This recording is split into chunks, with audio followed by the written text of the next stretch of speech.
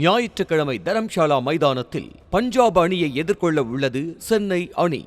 இந்த நிலையில் play off சுற்றுக்கு தகுதி பெறுமா சென்னை அணி என்பதுதான் மிக பெரும் கேள்வியாக எழுந்திருக்கிறது.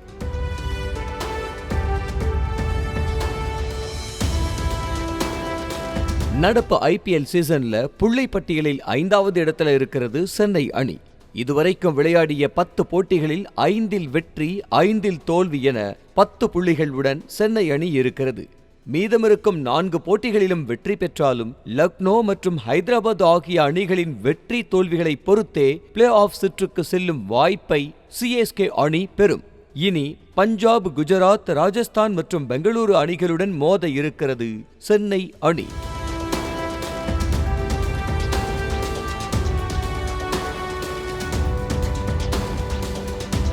இதில் ராஜஸ்தான் அணி மிக வலுவாக இருப்பதால் அந்த அணியுடனான போட்டியில் சென்னை அணி வெற்றிக்காக மிகவும் போராட வேண்டியிருக்கும்.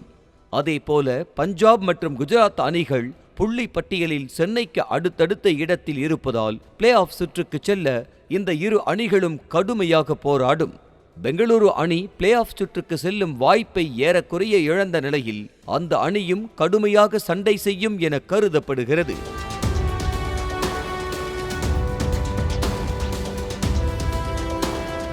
அதேபோல சென்னை அணியின் பிளேயிங் 11இல் இருந்த முன்னணி பவுலர்கள் 4 பேர் அடுத்தடுத்த போட்டிகளில் விளையாடுவது கடினம் என கூறப்படுகிறது.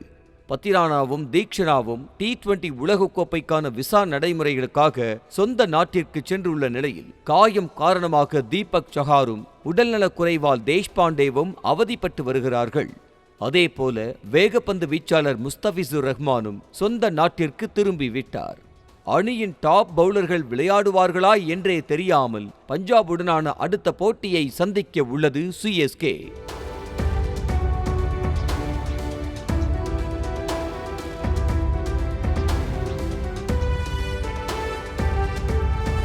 சென்னை அணி சாம்பியன் பட்டத்தை வென்ற போதெல்லாம் அதனுடைய பிளேயிங் 11 செட்டிலாக இருந்திருக்கும்.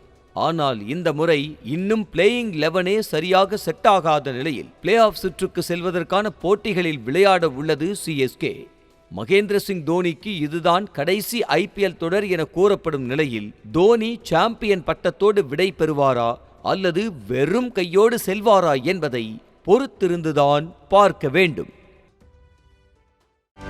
செய்திகளை உடனுக்குடனும் துல்லியமாகவும் தெரிந்து கொள்ள சப்ஸ்கிரைப் பண்ணுங்க.